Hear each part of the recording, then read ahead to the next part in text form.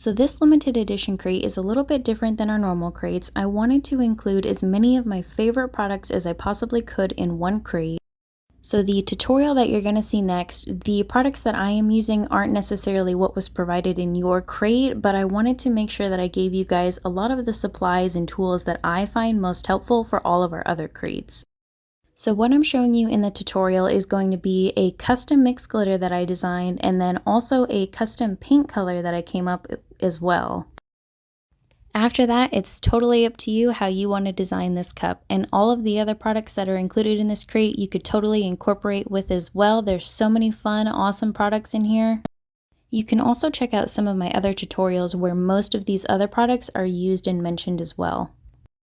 For example, the dispersion colors, the Majestic Mauve, that is such a pretty base color. It works perfectly with any other color. The Granite Shadow is great if you want to add just a smidge bit of black, but almost like a gray color to it. Of course, we have the paint brushes and the metal stir stick and the silicone stir stick, which are used almost in all of my videos. Of course, in every crate, we did include one of our plum cup chucks to hold your cup on the turner. And every crate did include a clear cast decal, which was totally random, so the design is up to you. Okay, so for this custom mix, I'm going to be using 3 different glitters. Our base, our primary color is going to be the mint color from POG, which is 10, 12, 13.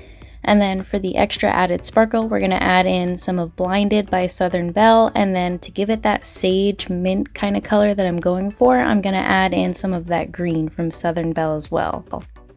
Now you can play around with these colors and add as much or as little of a certain color as you want. If you want it more of a green color, you can add more of your green.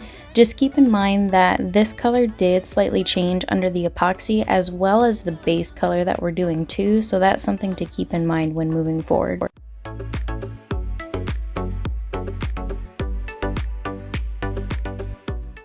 So now for my base coat for my tumbler, I wanted a custom color to kind of match the glitter that we're going for just for the base. So I am using Was It Night, which is my favorite color by Pop of Color. And then I'm also adding in a little bit of the blue gray just to kind of give me the color I'm looking for. Just like with your glitter mix, you can play around with the paint colors. You can add in a little bit of white if you wanted to lighten things up, or you can add in even a little bit of green. I personally loved this color that I came out with the 2 colors, so it was a perfect fit for me. So same as always, we're just using our CC DIY brush to apply our paint, and we're just working in nice thin coats, and this was only 1 coat and that was good enough for me. Now, sometimes in the videos we do apply the glitter with the paint, however, I did not for this particular cup, so I just let my paint dry and then I used the epoxy method to apply our glitter next. The only reason that I didn't apply my glitter with my paint is because I had only mixed up a small amount and I knew that it was going to take longer for me to apply my glitter because I would have to keep pouring it from the paper and then back into the cup, and I didn't want my paint to dry, but you can avoid that by mixing up more glitter. So with your handle, you just want to make sure that you get all of the spots covered in the paint. Just go in with your paintbrush and turn it, twist at different angles so that you don't miss any spots on that handle, but you would just still paint it as normal.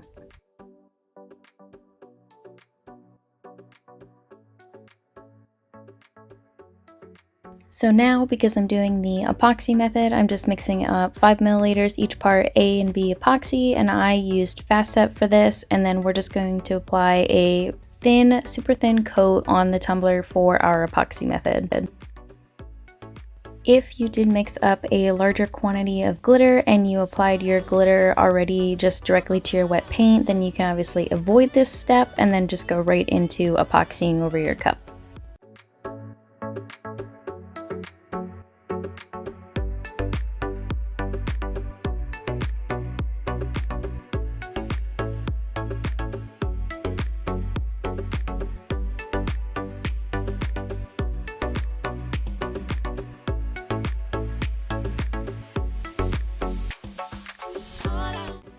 And then now I'm just going to go in with my glitter, dump that all over my entire cup. Don't forget the handles. Make sure that your epoxy has covered all spots. Remember, you don't want a lot of epoxy on this cup. You only want just a tiny thin amount.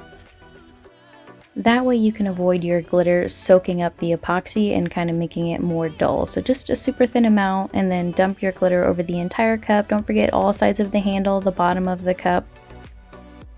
And then we're just going to let that cure.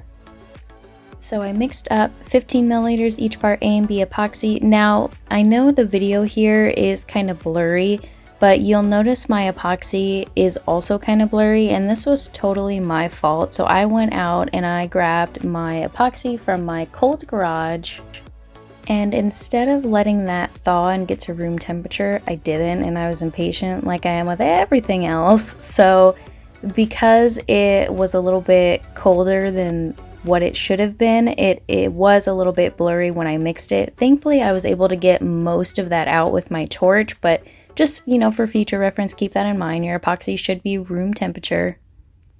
So after I let that cure, what I decided to do for my cup is, of course, I wanted to add foils because that's been my newest thing lately.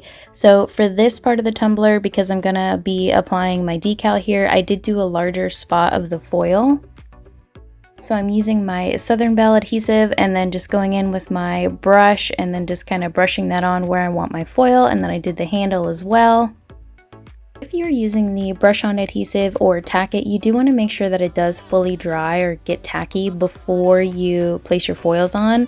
So if you're impatient like I am, then you can just use your heat gun for a couple of seconds just to make sure that it's nice and tacky. So I'm just using my little squeegee tool just to make sure that the foil is fully transferred on the cup, and then once my larger spot was done, now I'm just going to go throughout the rest of the cup. So once I have that pattern where I want it all throughout the cup, now I'm going back in with the same adhesive and then I'm going to apply a second pattern foil. Same as before, I'm just using my adhesive and then applying that in thin coats where I want, and then I'm just going to use my heat gun for just a minute just to make sure that it's nice and tacky, and then we'll apply the foil and then just lift that off.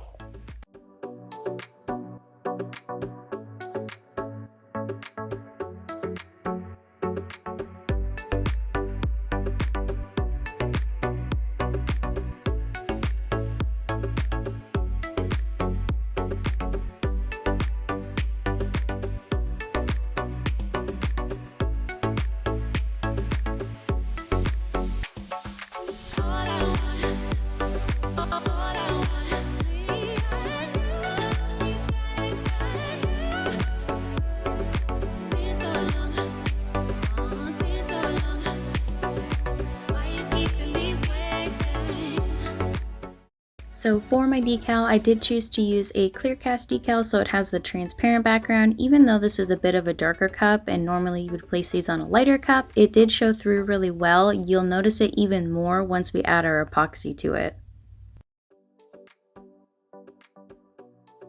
So now I'm just mixing up 15 milliliters each part A and B epoxy, and then we're going to apply that over the entire cup. And if you noticed the edges on the decal were still showing whenever you applied it on the cup, you'll notice once you apply your epoxy over it, those will disappear. I know there's always a lot of worry as far as epoxying cups with a handle, but really they are no different. You'll just apply your epoxy like you normally would and then just go in towards the end and make sure you cover the entire handle, and don't forget to get the section under the handle as well. And we're just going to let that cure, and that's it.